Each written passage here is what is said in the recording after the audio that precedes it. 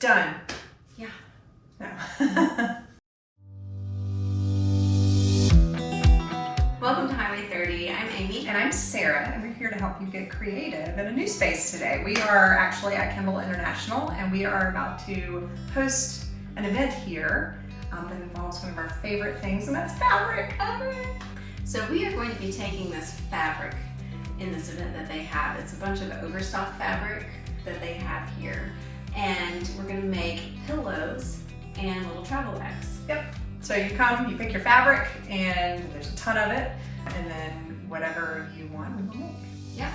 So today we're going to show you a little bit around the event, and then we'll go back to the studio and show you how we put these pillows and travel bags together. You can watch us make these bags, but the bags are a little more complicated, and I went to So More Creations to figure out the perfect pattern for this bag. If you want to make it yourself, check out the link to her video below. It is such a good tutorial, so check that out. Okay, let's get to it. All right, let's go.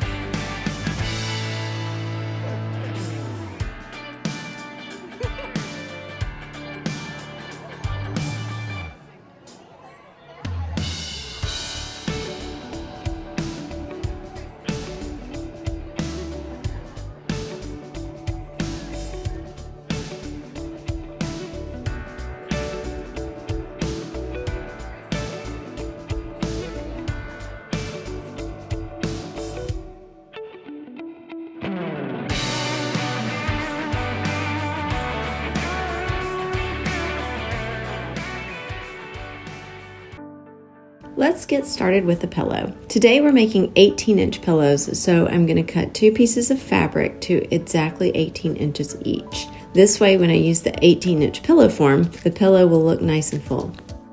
I have an invisible zipper here, and I'm marking the center on my fabric and the zipper. Now, when I did these pillows in bulk, I ended up buying the zippers that were longer than 18 inches, which made this process a whole lot easier. I just lined up the zipper on the edge of the fabric and then cut the excess off after they were sewn. When you're sewing in your invisible zipper, just make sure you always put the right side of the zipper to the right side of your fabric. I'll put a link below to a great invisible zipper tutorial that I always watch before I start, just to refresh my memory because I don't use these very often.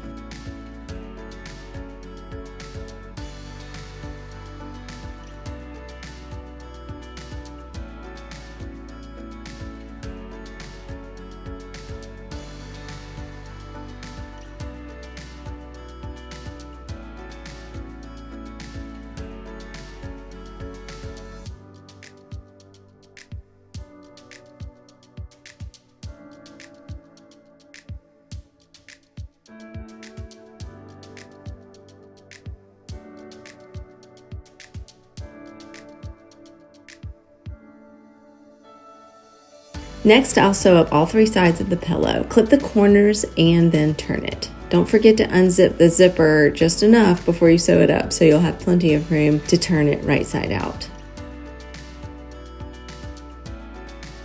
Next, I'll take it to the ironing board and iron the edges before I stuff it with the pillow form. And we'll take a look at this when we're all done.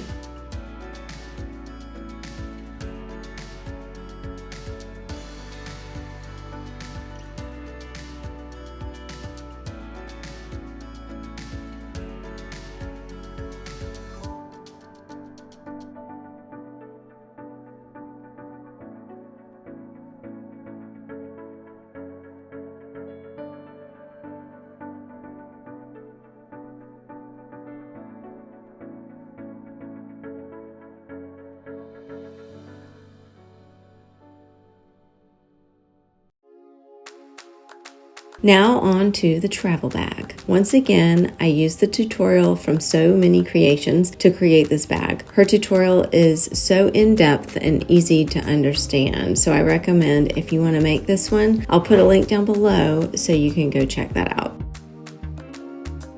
For the bulk bag making, I was able to use some amazing heavyweight fabrics that we got from the Kimball event. Most of those didn't need any interfacing at all, but I did use it if I used a lighter fabric on the inside of the bag. There were several fabrics that were amazing inside and out, so I did use some of the fabrics where I would use the outside of the fabric on the outside of the bag, and then I would use the wrong side of the fabric on the inside. And sometimes even those pieces of fabric, it was hard to tell which was right side and which was wrong. They're beautiful on both sides. I definitely could have actually done that with this fabric, but I decided to line this one in white.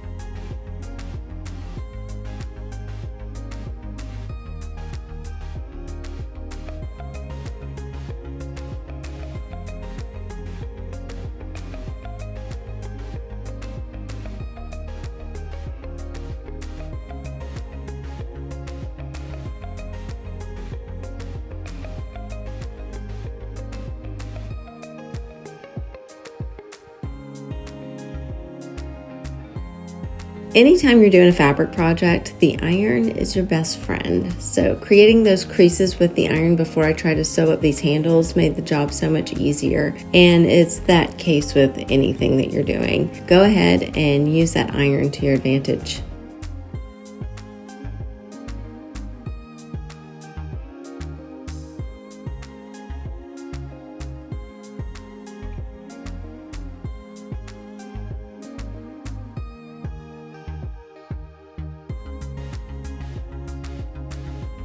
To begin the bag assembly, I place the right sides together of the outside fabric and zipper.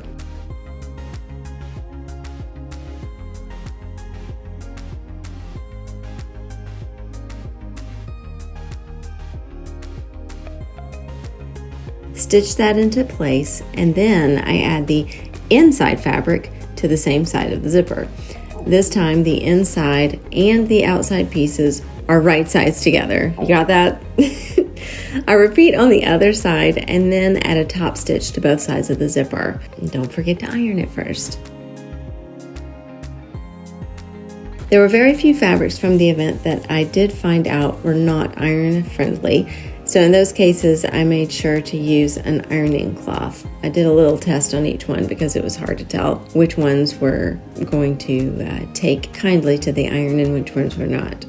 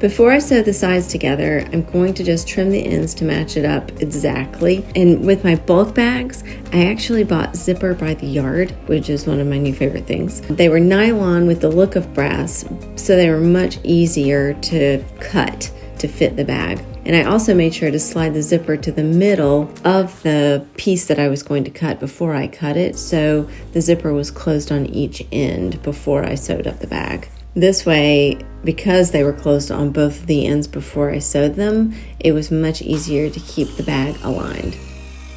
So I make sure to have the zipper open a bit and leave an opening in the inside lining of my bag so I'll be able to turn it. This pattern has hidden seams, so you'll see that I sew each corner individually before I sew across the ends.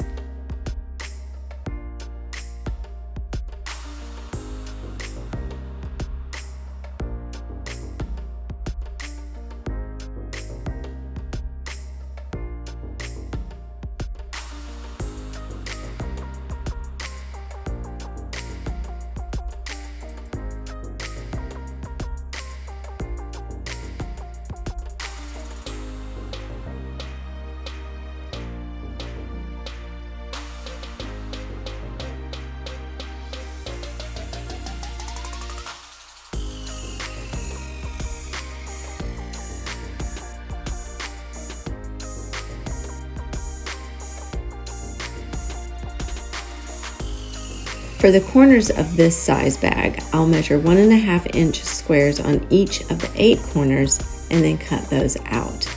Make sure to measure from the folded edge and the seam and not from the edge to the edge.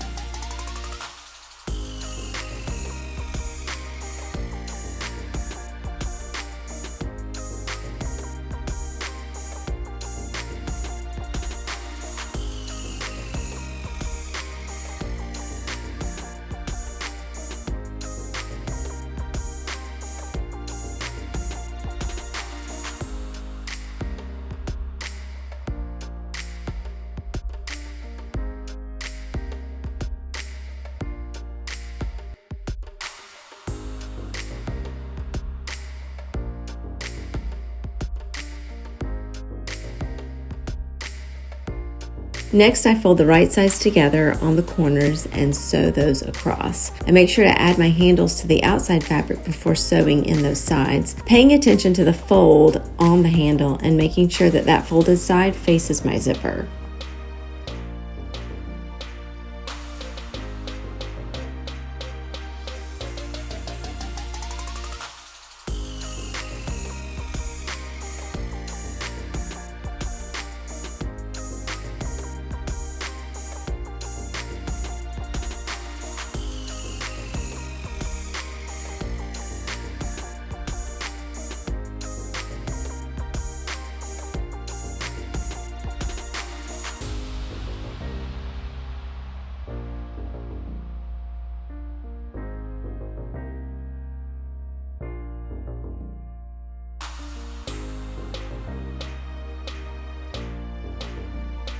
Once I'm all done, all I have to do is turn it right side out, sew up that little small opening on the inside of the bag, and we have a travel bag.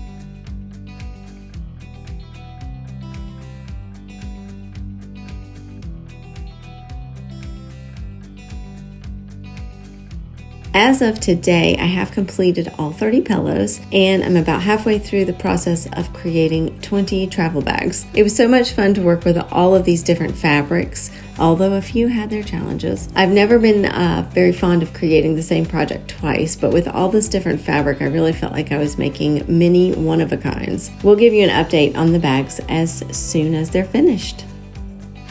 So there you have it. I hope you enjoyed crafting with us today. If you feel inspired to create something like this, how about let us know down in the comments below? And don't forget to subscribe for more. We'll see you next week.